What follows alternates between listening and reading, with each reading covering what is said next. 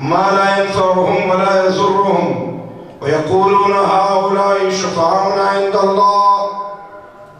عبادت کرتے ہیں. کیا عبادت کرتے تھے؟ نذر و منت پیش کرتے تھے. بکرے چکرے لے جاتے تھے, منتیں مانتے تھے, غرافیں چڑھاتے تھے, طواف کرتے تھے. بعین ہی بتوں کے ساتھ وہ معاملہ وہ لوگ کرتے تھے جو معاملہ آج کا کلمہ گو جاہل مسلمان قرآن کو چھوڑنے کی وجہ سے وہ جس شرک اکبر میں مبتلا ہے, اور مزاروں پر یا پیروں کے سامنے جن تعظیمات کو یہ آج کا جاہل کلمہ گو مسلمان بجا لا رہا ہے, سیم بعین ہی یہ وہی عبادت ہے, یہ وہی تعظیم ہے جو بت پرست بتوں کے سامنے بجا لاتے تھے. امام فخر الدین رازی لکھتے ہیں وَنَظِيرُ أُولَئِكَ ان مشرکین بالاصنام والاوثان, بت پرستوں, مورتی پرستوں اور گوشالہ پرستوں کی نظیر اور مثال اس دور میں اگر دیکھنی ہے. اب قرآن وہ سابق کے لیے, آج کے لیے بھی, آئندہ کے لیے بھی پیغام ہدایت ہے. یہ نہیں کہ ہم قرآن کو قصوں کے انداز میں پڑھیں, نہیں, قرآن سے ہم کیا ہدایت حاصل کر رہے ہیں اور کیا قرآن کو فہم کے ساتھ ہمیں قرآن کا فہم ہے. اور یہ بھی یاد رکھیں کہ قرآن کی سمجھ کے بغیر کوئی کہے کہ میرا ایمان ٹھیک ہے, میری توحید ٹھیک ہے, میرا اسلام ٹھیک ہے, غلط کہتا ہے. قرآن کہتا ہے اسی سورہ شورا کے آخر میں, سورہ زخرف کے بعد شورا, پھر سورہ زخرف وَكَذَلِكَ أَوْحَيْنَا إِلَيْكَ رُوحًا مِّنْ أَمْرِنَا. اللہ نے قرآن کو روح کہا ہے, قرآن کو روح کہا ہے. ہمارے قاری صاحب تارم العابد صاحب سیدہ مشہور تشریف فرما ہے, ہمارے شیوخ میں, ہمارے استاذوں کے استاذ اور دارالعلوم دیوبند میں مدرس رہنے والے گجرانوالہ کے حضرت مولانا شیخ الحدیث مولانا قاضی شمس الدین صاحب نور اللہ منقدہ, انہوں نے اپنی تفسیر میں انوار التبیان میں لکھا ہے کہ اللہ تبارک و تعالیٰ نے قرآن کو روح کہا ہے. کیوں؟ اس لیے کہ دیکھو, ایک جسم کے لیے روح ہے اور ایک روح کے لیے بھی روح ہے. ہمارے جسموں کے لیے روح تو وہ ہے جو اندر تحلیل ہے, لیکن اس روح کو بھی اگر زندگی حاصل ہے تو ایک اور روح سے. تو فرماتے ہیں کہ انسان انسانی جسم کے لیے تو روح وہ ہے جو انسان کے اندر ہے, اور اس کی روح کے لیے روح قرآن ہے. فرماتے ہیں اِذْ ہُوَ روح الروح, یہ قرآن. ابھی آپ اندازہ لگائیں کہ اس ملک کے باشندے قرآن عظیم الشان کو کتنے ایک لوگ سمجھتے ہیں, اور کتنے ایک لوگوں نے اپنا ایمان اور اپنی روح کو جلا اور بالغی وہ بخشی ہے قرآن سے, اور چھوڑ کر قرآن سے مسلم حق سے بیگانہ ہوا, خود بھی رسوا ہوا اور دین کو بھی رسوا کیا. جب یہ امت قرآن سے جڑی ہوئی تھی, ان اللہ یرفع بہذا الکتاب اقواما ویضع به آخرین. حضرت عمر رضی اللہ تعالیٰ عنہ نے مکہ مکرمہ پر, خود مدینہ طیبہ میں, مسلم شریف کی حدیث ہے, مدینہ طیبہ میں امیر المومنین ہے, بلد اللہ الحرام مکہ مکرمہ پر ایک صحابی کو عامل اور گورنر مقرر کیا تھا. پھر کسی کام سے امیر المومنین عمر الفاروق رضی اللہ عنہ عثمان مقام پر گئے. کیا دیکھتے ہیں کہ وہاں مکہ مکرمہ کے گورنر بھی تشریف لائے ہیں. حضرت عمر نے فرمایا امیر المومنین رضی اللہ عنہ نے کہ آپ نے مکہ کس کے حوالے کیا؟ میں نے تو مکہ پر آپ کو مقرر کیا تھا. تو وہ کہنے لگے عبد الرحمن ابن ابزا رضی اللہ عنہ کو. فرمایا یہ کون ہوتے ہیں؟ انہوں نے کہا کہ یہ آزاد شدہ غلام ہے, آزاد شدہ غلام ہے۔ تو اس پر حضرت عمر نے فرمایا کہ صادق مصدوق صلی اللہ علیہ وسلم نے سچ فرمایا ہے، ان اللہ یرفع بہذا الکتاب اقواما ویضع بہ آخرین۔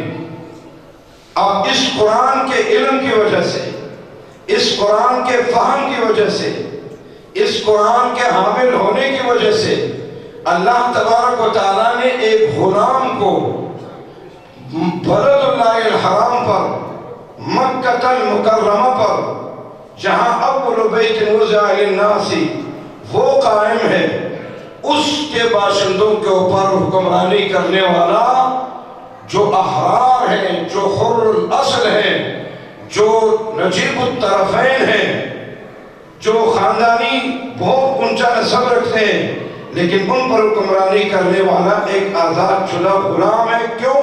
اس لیے کہ وہ اللہ کے قرآن کو اچھا سمجھنے والا ہے۔ ابن عباس رضی اللہ تعالیٰ عنہ چھوٹے بچے تھے، عبداللہ ابن عباس۔ حضرت عمر رضی اللہ تعالیٰ عنہ اپنی مشاورتوں میں ان کو ساتھ رکھتے تھے۔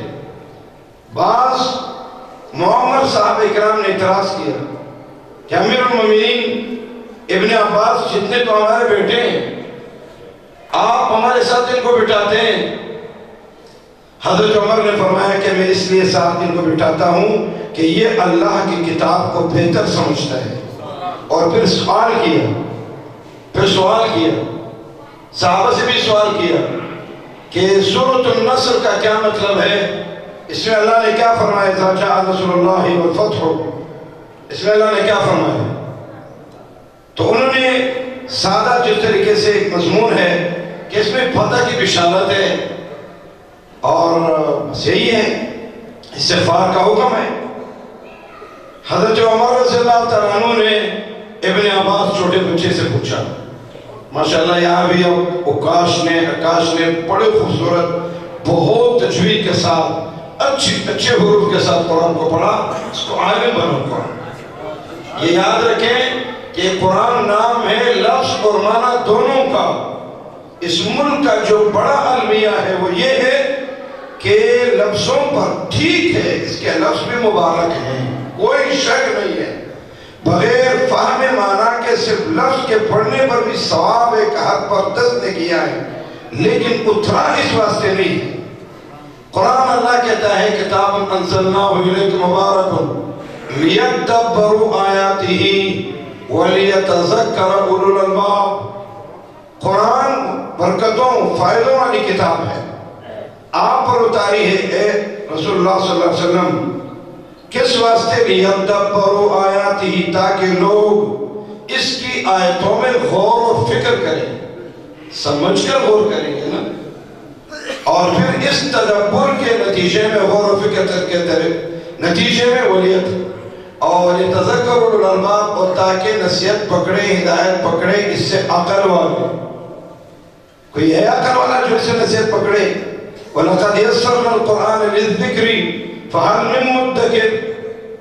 اللہ فرماتے ہیں کوئی اس سے نصیحت حاصل کرنے والا، تذکر حاصل کرنے والا کوئی ہے؟ یہ تغییر کا انداز ہے، لیکن میدان میں آنے والا پھر بھی کوئی نہیں۔ میدان میں اللہ فرماتے ہیں حل ہے کوئی؟ تو فرمایا کہ القرآن اسم للنظم والمعنی جميعا۔ ہمارے اصول فقہ والے فرماتے ہیں کہ قرآن لفظ سے دال علی المعنی، معنی لفظوں کا بھی نام ہے، معنی کا بھی نام ہے۔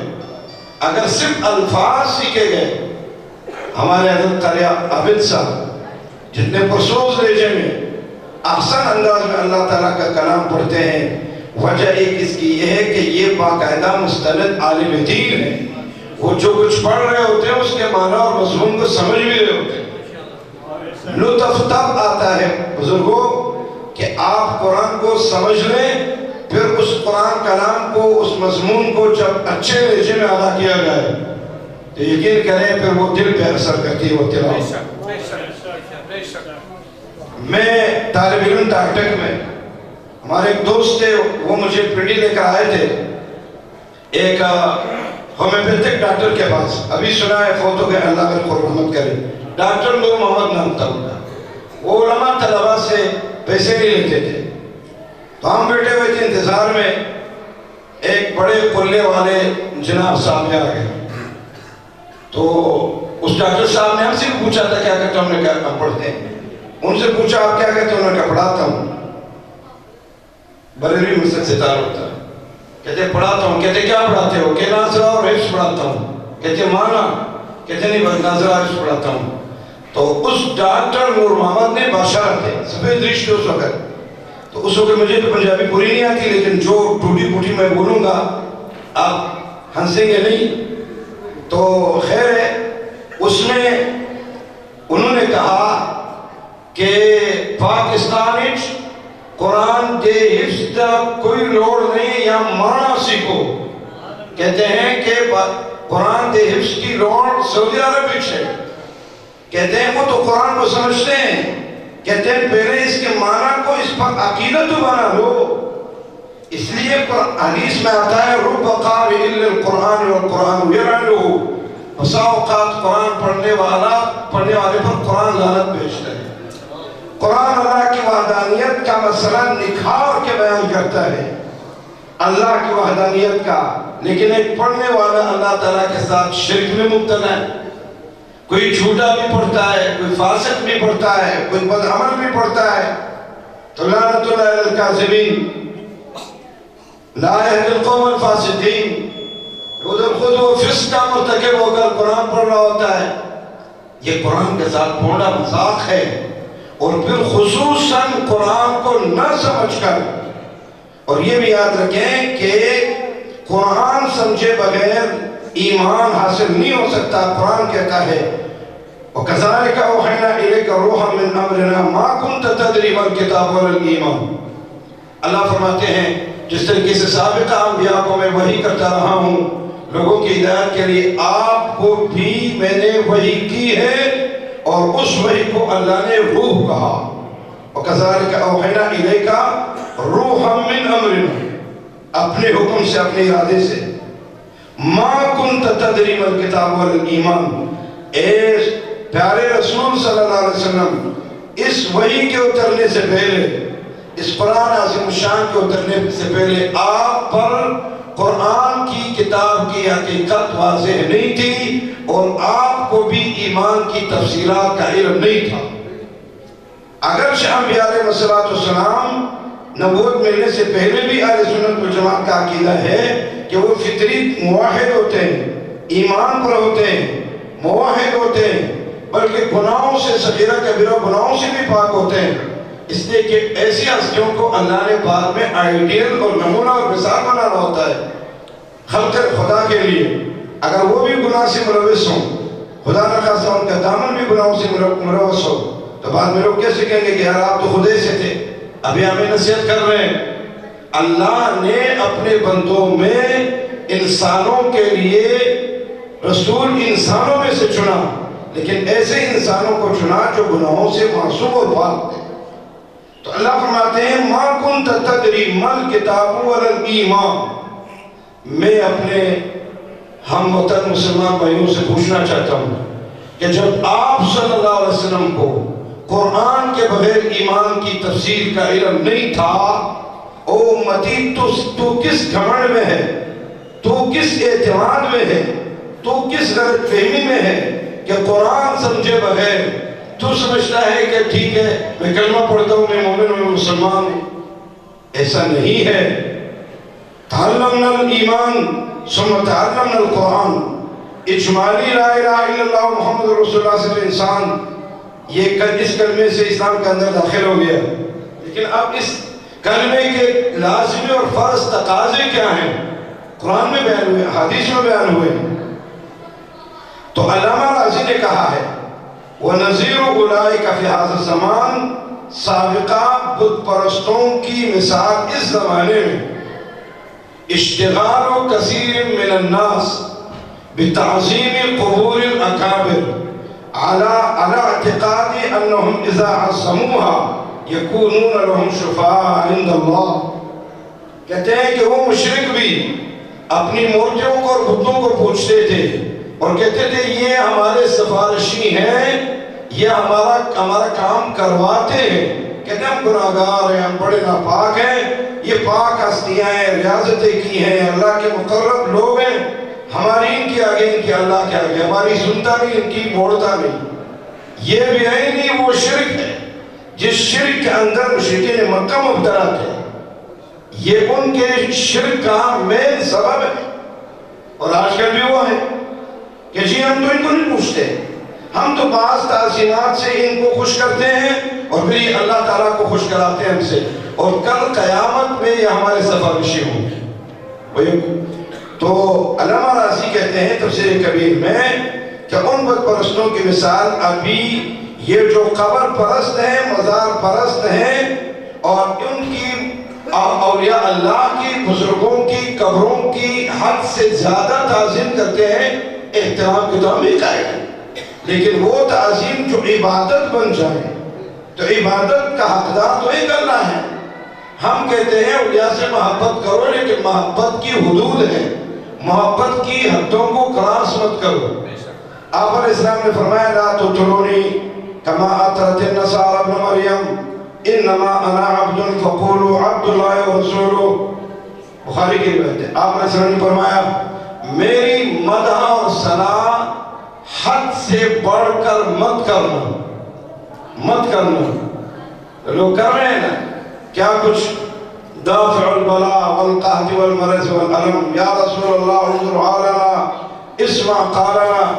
کراچی میں نے ایک مشرک شاعر سے ایک شعر سنا، وہ یہ کہہ رہا تھا، یہ 12 ربیع الاول کی رات تھی، قصبہ کالونی میں ایک مسجد میں ہم گزر رہے تھے، تو اس کو نام کے رسول مقبول کہتے ہیں نہ ہوتا محمد تو کچھ نہ ہوتا، محمد نہ ہوتا تو کچھ نہ ہوتا، کون نہ ہوتا مکان نہ ہوتا، محمد نہ ہوتا تو کچھ نہ ہوتا۔ آگے دیکھیں کہتے ہیں نہ خود خدا ہوتا نہ ہوتی خدائی، محمد نہ ہوتا تو کچھ نہ ہوتا۔ واللہ ان کانوں سے میں نے سنا۔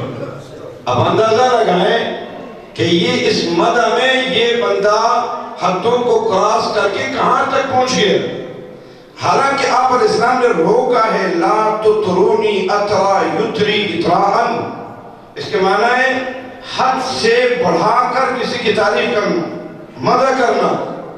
فرمایا کہ حد سے بڑھا کر میری تعریف مت کرو، جیسے کہ عیسائیوں نے عیسیٰ علیہ السلام کی حد سے بڑھ کر تعریف کی، اور وہ رسول اللہ تھے، وہ کلمت اللہ تھے، وہ روح اللہ تھے، کہتے پڑھتے ابن اللہ کہتے، ابن اللہ بنا دیا کہ اللہ کا بیٹا ہے، نعوذ باللہ، بیٹے کی طرح ہے، بیٹا ہے اللہ کا، تو اس شرک میں مبتلا ہو گئے۔ آپ علیہ السلام نے فرمایا لا تطرونی کما اطرت النصارى ابن مریم انما انا عبد فقولوا عبد اللہ ورسولہ، مجھے عبداللہ کہو رسول اللہ کہو، یہ سب سے بڑی تعریف ہے، اور بہتری سے میں خوش ہوتا ہوں، اللہ کا حقیقی اور کامل بندہ اور اللہ کا سچا اور آخری رسول۔ اسے پڑھ کر کیا کریں؟ آپ تشہد میں نہیں کہتے ہیں وَأَشْهَدُ أَنَّ مُحَمَّدًا عَبْدُهُ وَرَسُولُهُ، اس سے پڑھ کر اگر آپ صاف ہوتے تو وہ تشہد میں پڑھتے نا۔ آپ کی ابدیت پر آپ فخر کرتے ہیں، اپنی رسالت پر آپ کو فخر ہے۔ تو فرمایا کہ یہ اس زمانے کے شرک کی مثال اس زمانے میں یہ جو مزاروں قبروں کے ساتھ، بزرگوں کی قبروں مزاروں کے ساتھ لوگوں کا معاملہ ہے کہ حد سے بڑھ کر تعظیم کرتے ہیں، جو عبادت بن جاتی ہے۔ تو قبر کی عبادت ہو، مورتی کی عبادت ہو، ولی کی عبادت ہو، نبی کی عبادت ہو، عبادت کا حقدار تو ایک اللہ ہے، ایاک نعبد و ایاک نستعین۔ پیغمبر علیہ السلام کی دعوت کا لب لباب بھی یہی ہے، لب لباب بھی یہی ہے کہ بندگی کا حقدار ایک اللہ ہے، ہر قسم کی تعظیم کا حقدار ایک اللہ ہے، پکار کا حقدار ایک اللہ ہے، اسباب سے اوپر، سجدے کا لائق صرف وہ ہے، نظر اور منت کا لائق اور مستحق صرف وہ ہے۔ یہ پیغمبر علیہ السلام کی دعوت کا جو مکھن ہے، جو لب لباب ہے، وہ یہ ہے۔ تو قرآن عظیم الشان ہماری رہنمائی کرتا ہے۔ جو آیتیں میں نے پڑھی ہیں، 2 آیتیں، اس میں اللہ تبارک و تعالیٰ نے قرآن عظیم الشان سے منہ موڑنے والوں کا حال ہے۔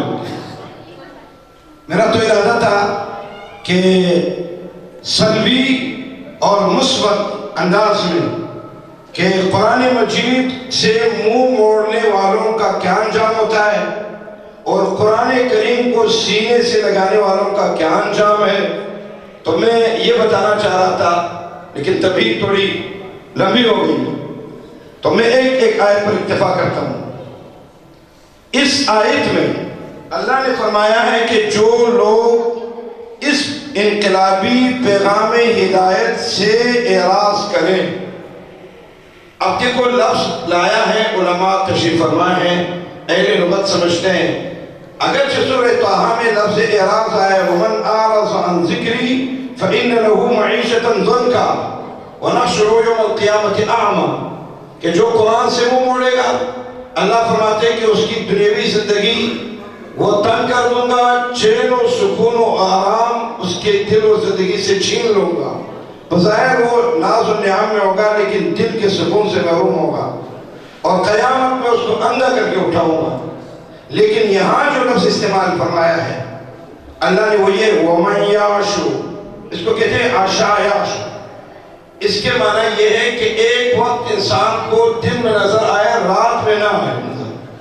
معنی کامل اعراض نہیں کرتا، لفظوں سے پڑھتا ہے لیکن سمجھتا نہیں، اس کے مطابق عقیدہ نہیں بنا تھا، اس کے مطابق اپنا عمل اور اخلاق نہیں بنا تھا، اس کے مطابق اپنے ملک اپنی ریاست کا نظام نہیں بناتا اور چلاتا. تو یہ عشا عشو ہے. یہ اس کو کہتے ہیں کہ توجہ ایک طرف ہو لیکن آنکھ کے کناروں سے کنکیوں سے کسی کی طرف دیکھا جائے. جو طریقے سے میں ابھی ابو بکر عثمانی صاحب کو دیکھ رہا ہوں، دیکھ آپ کی طرف رہا ہوں، توجہ آپ کی طرف، لیکن التفات یہ آنکھ کی کنکیوں سے یہ بھی نظر آ رہے ہیں. تو اس کو عشا عشو کہتے ہیں. تو اس کے اصل معنی یہ ہوگا وَمَنْ يَعْشُ عَنْ ذِكْرِ الرَّحْمَانِ، جس نے بے توجہی کی، جس نے بے توجہی کی، عن ذکر الرحمن، مہربان ذات کے ذکر سے مراد قرآن اور کلام ہے. اِنَّا نَحْنُ نَزَّلْنَا الذِّكْرَ وَإِنَّا لَهُ لَحَافِظُونَ وَإِنَّهُ لَذِكْرٌ لَكَ وَلِقَوْمِكَ وَسَوْفَ تُسْأَلُونَ إِنْ هُوَ إِلَّا ذِكْرٌ لِلْعَالَمِينَ. تو یہ اللہ تعالیٰ کی یاد ہے. قرآن اللہ کی یاد دلاتا ہے، عہد الست کی یاد دلاتا ہے قرآن. تو فرمایا کہ جو رحمان ذات کے کلام سے بے توجہی اور بے رخی اختیار کرے گا تو اس کو کیا ملے گا؟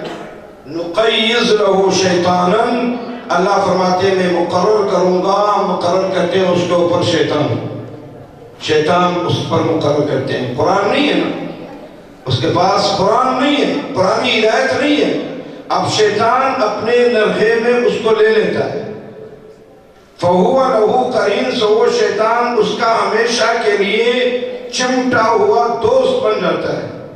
قرآن یا قرآن سے قرین اس دوست کو کہتے ہیں جو ساتھ ملا ہو، کبھی جدا نہ ہوتا ہو. فَهُوَ لَهُ قَرِينٌ. اور پھر وہ شیطان کرتا کیا ہے؟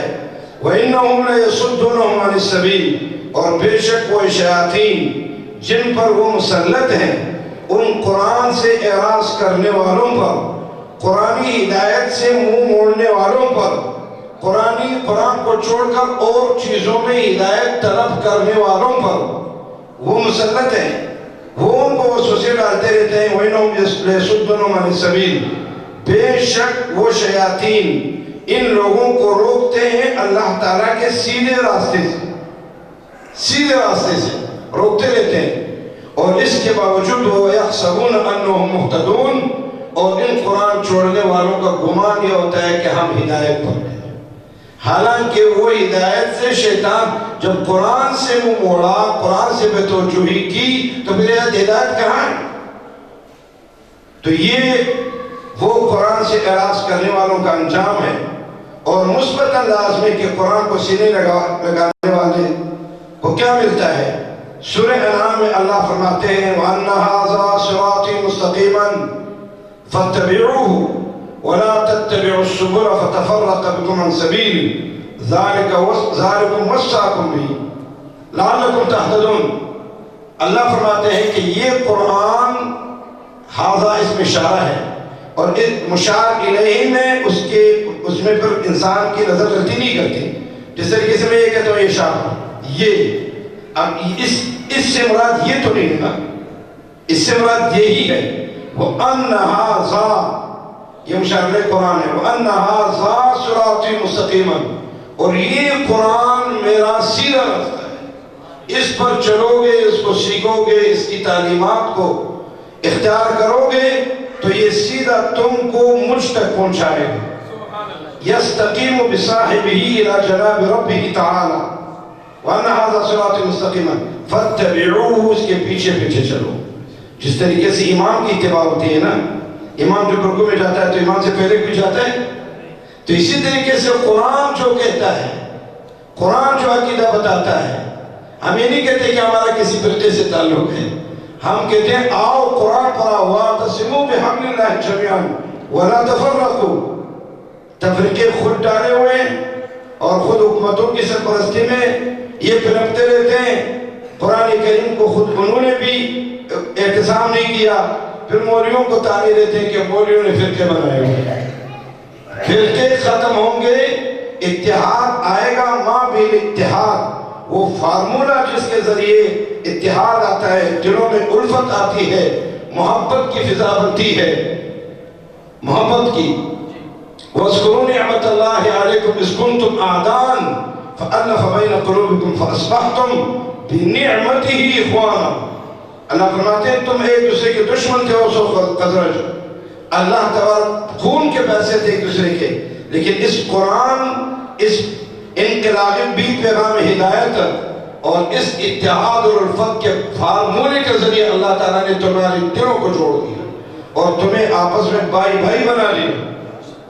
تو وہ نظریات، وہ عقائد، وہ خرافات وہ چھوڑ دیا جائے جو قرآن سے ٹکراتے ہوں، آیا جائے قرآن کی طرف، اور قرآن کی پھر وہ تشریح معتبر ہوگی جو صحابہ کرام، تابعین اور ائمہ دین نے کی ہے.